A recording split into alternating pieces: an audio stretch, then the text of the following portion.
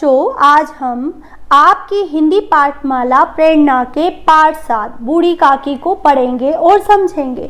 पाठ को पढ़ने के पूर्व हम उसके लेखक मुंशी प्रेमचंद्र जी के बारे में जानेंगे कि मुंशी प्रेमचंद्र, जो कि हिंदी साहित्य जगत में कथा सम्राट के रूप में जाने जाते हैं, उनका जन्म सन 1880 में उत्तर प्रदेश में वाराणसी के समीप लहमी नामक गांव में हुआ था। वे हिंदी साहित्य जगत में कथा सम्राट के रूप में जाने जाते हैं। इनकी प्रमुख रचनाएं हैं गोदान, गबन, रंगभूमि, कर्मभूमि, प्रेमाश्रम आदि। प्रेमचंद्र ने बच्चों के लिए भी ढेरों कहानियां लिखी है। उनमें से प्रमुख कहानियां हैं परीक्षा, पंच परमेश्वर, दो बैलों की कथा, ईदगाह, नमक का दरोगा, मंत्र और पागल हाथी। बच्चों, यह एक कहानी है और इस कहानी में वृद्धावस्था के बारे में लेखक बताने का प्रयास कर रहे हैं। इसमें वे बता रहे हैं कि वृद्धावस्था मानव जीवन की वह अवस्था है जब एक वृद्ध और एक बालक के बीच कोई अंतर ही नहीं रह जाता है। यह अवस्था एक बालक की ही भांति अपने परिवार के प्रेम, देखभाल और साथ के लिए सदैव लालायित रहती है। प्रेमचंद्र की यह मार्मिक कहानी हमें मानवीय संवेदना के उसी धरातल से जोड़ती है जिससे कहीं न कहीं आज हम दूर हो गए हैं। बच्चों, इसमें एक काकी के बारे में बताया गया है जो अत्यंत वृद्ध हो चुकी है। लेखक कहते हैं, बुढ़ापा बहुधा बचपन का पुनरागमन हुआ करता है। बच्चों, पुनरागमन का अर्थ होता है दोबारा आना, अर्थात बचपन दोबारा आ गया था। बूढ़ी काकी में केवल जिह्वा स्वाद ही शेष रह गया था, अर्थात उन्हें खाने पीने की जायकेदार और स्वाद भरी वस्तुएं ही पसंद थी। वे अपने कष्टों को बताने के लिए रोने का ही सहारा लेती थी। उनकी समस्त इंद्रियां जैसे नेत्र, हाथ और पैर जवाब दे चुके थे। वे पूरे समय जमीन पर पड़ी रहती और घर वाले यदि कोई बात उनकी इच्छा के प्रतिकूल करते, भोजन का समय टल जाता अथवा बाजार से कोई वस्तु आती और उन्हें नहीं मिलती, तो वे केवल रोने लगती थी। और उनका रोना और सिसकना कोई साधारण नहीं था, बल्कि वे गला फाड़ फाड़ कर रोती थी। काकी के पति देव को स्वर्ग सिधारे कालांतर हो चुका था, अर्थात समय बीत चुका था। बेटे तरुण होकर चल बसे थे। अब केवल एक भतीजा ही शेष रह गया था। उसी भतीजे के नाम पर उन्होंने अपनी सारी संपत्ति लिख दी। भतीजे ने संपत्ति अपने नाम लिखवाते समय खूब लंबे चौड़े वादे किए, किंतु वे सब वादे केवल सब्ज बाग थे, अर्थात वो कुछ समय के लिए ही थे। यद्यपि उस संपत्ति की वार्षिक आय 150-200 रुपए से कम न थी। बच्चों, उस समय 150-200 रुपए का भी बहुत अधिक मूल्य होता था। तथापि बूढ़ी काकी को पेट भरकर भोजन भी कठिनाई से मिलता था। इसमें उनके भतीजे पंडित बुद्धिराम का अपराध था अथवा उनकी अर्धांगिनी श्रीमती रूपा का। इसका निर्णय करना आसान नहीं था। रूपा स्वभाव से बहुत ही तीखी थी, पर वह ईश्वर से डरती थी, और पंडित बुद्धिराम स्वभाव से बहुत ही सज्जन थे, किंतु उसी समय तक जब तक कि उन पर आँच न आए, अर्थात उनके स्वाभिमान या उनकी इज्जत पर आँच न आए, तब तक वे बहुत सज्जन होते थे। यदि द्वार पर कोई भला आदमी बैठा होता और बूढ़ी काकी उस पर अपना राग अलापने लगती, तो वे आग बबूले हो जाते थे। घर में आकर बूढ़ी काकी को जोर जोर से डांटते। माता पिता का इस प्रकार का स्वभाव देखकर बुद्धिराम के बेटे भी बूढ़ी काकी को सताया करते थे। संपूर्ण परिवार में यदि काकी से कोई प्रेम या अनुराग करता था तो वह बुद्धिराम की छोटी बेटी लाडली थी। रात का समय था। बुद्धिराम के द्वार पर शहनाई बज रही थी। आज उनके बड़े बेटे मुखराम का तिलक आया है। यह उसी का उत्सव है। घर के भीतर स्त्रियां गा रही है और रूपा मेहमानों के लिए भोजन की व्यवस्था करने में व्यस्त थी। भट्टियों पर कढ़ाई चढ़ाई जा रही थी। एक में पूड़ियाँ कचौड़ियाँ निकल रही थी तो दूसरे में अन्य पकवान बन रहे थे। एक बड़े हंडे में मसालेदार तरकारी पक रही थी। घी और मसाले की क्षुधावर्धक सुगंध चारों ओर फैल रही थी। क्षुधावर्धक का मतलब होता है भूख को बढ़ाने वाली। बूढ़ी काकी अपनी कोठरी में बैठी हुई थी। यह स्वाद मिश्रित सुगंध उन्हें बेचैन कर रही थी।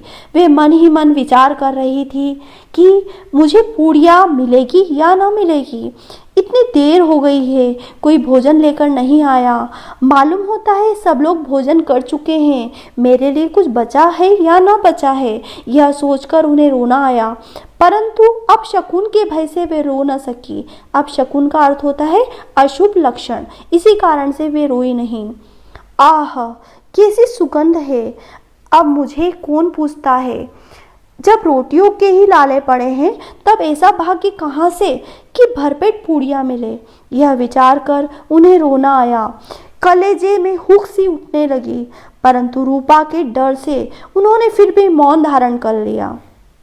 काकी देर तक इन्हीं दुखदायी विचारों में डूबी रही। घी और मसालों की सुगंध रह रह कर मन को आपे से बाहर किए देती थी। मुंह में पानी भर भर आता था। पूड़ियों का स्वाद स्मरण करके हृदय में गुदगुदी होने लगती थी। किसे पुकारूं? आज लाडली बेटी भी नहीं आई। दोनों छोकरे सदा दिक दिया करते हैं। दिक का अर्थ होता है दिक्कत या परेशानी दिया करते हैं। आज उनका भी कहीं पता नहीं। कुछ मालूम तो होता कि क्या बन रहा है। क्यों न चलकर कढ़ा के सामने ही बैठूं? पूड़ियाँ छन छन कर तैयार होगी।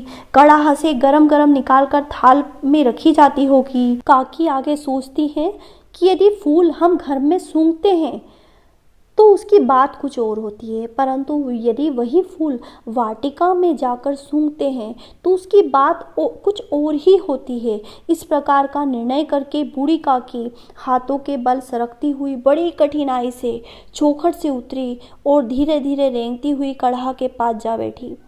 सहसा रूपा ने काकी को कढ़ा के पास देखा तो जल भून गई।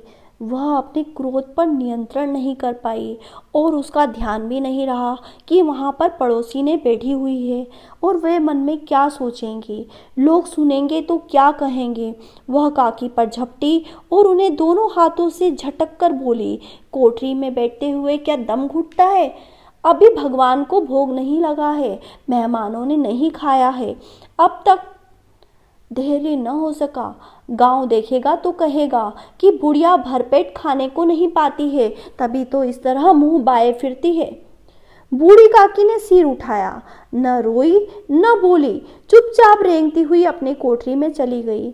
वे अपनी कोठरी में जाकर पश्चाताप करने लगी। वे सोचने लगी कि आखिर मैं वहां क्यों गई। उन्हें रूपा पर क्रोध नहीं आता था, वे अपनी जल्दबाजी पर दुख कर रही थी। सच ही तो है, जब तक मेहमान भोजन न कर चुके होंगे घर वाले कैसे खाएंगे। मुझसे इतनी देर भी न रहा गया।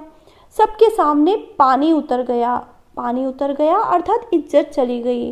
अब जब तक कोई बुलाने नहीं आएगा मैं नहीं जाऊंगी। मन ही मन में इस प्रकार का विचार करके वह बुलावे की प्रतीक्षा करने लगी। परंतु घी की रुचिकर सुवास अर्थात सुगंध बड़ी धैर्य परीक्षक अर्थात संयम की परीक्षा लेने वाली प्रतीत हो रही थी। उन्हें एक एक पल एक एक युग के समान मालूम होता था। वे उकड़ू बैठ गईं और सरकती हुई आंगन में आई। परंतु हाय रे दुर्भाग्य, मेहमान मंडली अभी तक बैठी हुई थी। कई आदमी उठ खड़े हुए, पुकारने लगे, अरे यह बुढ़िया कौन है, यहाँ कहाँ से आ गई? पंडित बुद्धिराम ने जब काकी को देखा तो वह क्रोध से तिलमिला गया। लपक कर उन्होंने काकी के दोनों हाथ पकड़े और घसीटते हुए लाकर उन्हें कोठरी में धम्म से पटक दिया।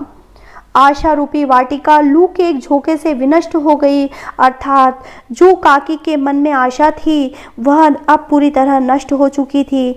मेहमानों ने भी भोजन किया, घर वालों ने भी भोजन किया, सभी भोजन कर चुके थे, परंतु काकी को किसी ने भी नहीं पूछा। उनके बुढ़ापे पर, उनकी दीनता पर किसी को भी करुणा नहीं आई। अकेली लाडली ही उनके लिए कुढ़ रही थी। लाडली को काकी से अत्यंत प्रेम था। बेचारी भोली सी लड़की, बाल विनोद और चंचलता की गंध उसके पास थी ही नहीं, अर्थात उसका बचपन उसका बचपन उसके पास नहीं था। दोनों बार जब उसके माता पिता ने काकी को निर्दयता से घसीटा तो लाडली का हृदय ऐंठ कर रह गया, अर्थात उसको बहुत दुख हुआ। वह झुंझला गई। उसे अत्यंत क्रोध आया कि हम लोग काकी को पूड़ियाँ क्यों नहीं दे देते? क्या मेहमान सबकी सब खा जाएंगे? और यदि काकी ने मेहमानों के पहले खा भी लिया तो क्या बिगड़ जाएगा?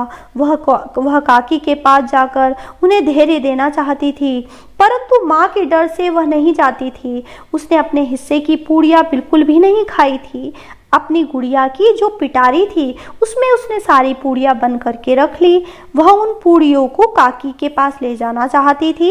उसका हृदय अधीर हो रहा था। काकी मेरी आवाज़ सुनते ही उठ बैठेगी, पूड़ियाँ देकर कितनी प्रसन्न होगी, मुझे खूब प्यार करेगी। रात के 11 बज गए थे। रूपा आंगन में सो रही थी, पर लाडली की आंखों में नींद नहीं आती थी। काकी को पूड़ियाँ खिलाने की खुशी उसे सोने नहीं देती थी। उसने गुड़ियों की पिटारी सामने रखी थी। जब विश्वास हो गया कि अम्मा सो रही है तो वह चुपके से उठी और सोचने लगी, कैसे चलूं? चारों ओर अंधेरा था। वह पिटारी उठाकर काकी की कोठरी की ओर चली। कोठरी में काकी लेटी हुई थी। सहसा कानों में आवाज आई, काकी उठो, मैं पूड़ियाँ लाई हूँ। काकी ने लाडली की आवाज़ पहचान ली, चटपट उठ बैठी, दोनों हाथ से लाडली को टटोला और उसे गोद में बिठा लिया। लाडली ने पूड़ियाँ निकाल कर दी। काकी ने पूछा, क्या तुम्हारी अम्मा ने दी है? लाडली ने कहा, नहीं, ये मेरे हिस्से की है। काकी पूड़ियों पर टूट पड़ी। 5 मिनट में पिटारी खाली हो गई। लाडली ने पूछा, काकी पेट भर गया? जिस प्रकार थोड़ी सी वर्षा ठंडक के स्थान पर और भी गर्मी पैदा कर देती है, उसी प्रकार थोड़ी सी पूड़ियों ने काकी की क्षुधा अर्थात भूख और इच्छा को और अधिक बढ़ा दिया। बोली, नहीं बेटी, जाकर अम्मा से और मांग लाओ। लाडली ने कहा, अम्मा सोती है, जगाऊंगी तो मारेगी। काकी ने पिटारी को फिर से टटोला। उसमें कुछ खुरचन गिरी थी। बार बार होठ चाटती थी, चटकारे भरती थी, हृदय मसोच कर रह जाती थी और सोचती थी, मैं पूड़ियाँ कैसे पाऊँ। वे कुछ देर तक इस इच्छा को रोकती रही, पर काकी का अधीर मन इच्छाओं के प्रबल प्रवाह से बह गया, जिससे उचित और अनुचित का विचार जाता रहा। सहसा लाडली से बोली, मेरा हाथ पकड़कर वहाँ ले चलो जहाँ मेहमानों ने बैठकर भोजन किया है। लाडली उनका अभिप्राय अर्थात उनका मूल अर्थ समझ ही नहीं पाई कि आखिर काकी क्या कहना चाहती है, लेकिन उसने अपनी काकी की बात को माना और काकी का हाथ पकड़ा और ले जाकर झूठे पत्तलों के पास बिठा दिया। दीन क्षुधातुर अर्थात भूख से व्याकुल, दीन मतलब गरीब, क्षुधातुर मतलब भूख से व्याकुल काकी वहाँ पत्तलों से पूड़ियों के टुकड़े चून चून कर भक्षण अर्थात खाने लगी। ठीक उसी समय रूपा की आंखें खुली। उसे मालूम हुआ कि लाडली मेरे पास नहीं है। वह चौकी चारपाई के इधर उधर ताकने लगी कि कहीं नीचे तो नहीं गिर गई। उसे वहां न पाकर वह उठी तो वह क्या देखती है कि लाडली झूठे पत्तलों के पास चुपचाप खड़ी है और बूढ़ी काकी पत्तलों पर से पूड़ियों के टुकड़े उठा उठा कर खा रही है। रूपा का हृदय सन्न हो गया, उसकी आंखें भर आई। वह सोचने लगी, हाय कितनी निर्दय हूँ, जिसकी संपत्ति से मुझे 200 रुपए की आय हो रही है, उसी की यह दुर्गति अर्थात दुर्दशा, और वह भी मेरे कारण। हे दयामय भगवान, मुझसे बड़ी भारी चूक हो गई है अर्थात गलती हो गई है, मुझे क्षमा करो। आज मेरे बेटे का तिलक था, सैकड़ों मनुष्यों ने भोजन पाया, मैं उनके इशारों की दासी बनी रही। अपने नाम के लिए सैकड़ों रुपए मैंने खर्च कर दिए, परंतु जिसकी बदौलत हजारों रुपए मुझे मिले हैं, उसे इस उत्सव में भी भरपेट भोजन न दे सकी। रूपा ने दिया जलाया, अपने भंडार का द्वार खोला और एक थाली में संपूर्ण खाने की वस्तुएं सजाकर काकी की ओर चली। काकी के समीप पहुंचकर उसने कंठारुद्ध अर्थात भरे हुए गले से काकी से कहा, काकी उठो, भोजन कर लो, मुझसे आज बहुत बड़ी गलती हो गई है, उसका बुरा नहीं मानना। परमात्मा से प्रार्थना कर दो कि वह मेरा अपराध क्षमा कर दे। भोले भाले बच्चों की भांति जो मिठाइयाँ पाकर मार और तिरस्कार भूल जाते हैं, काकी भी सब भूल गई थी। वे सब कुछ भुलाकर बैठी हुई खाना खा रही थी। उनके एक एक रोए अर्थात एक एक जो बाल होते हैं, जो शरीर में छोटे छोटे बाल होते हैं, उनसे सच्ची दुआएं निकल रही थी और रूपा इस अनुपम दृश्य का आनंद लेने में निमग्न अर्थात लीन थी।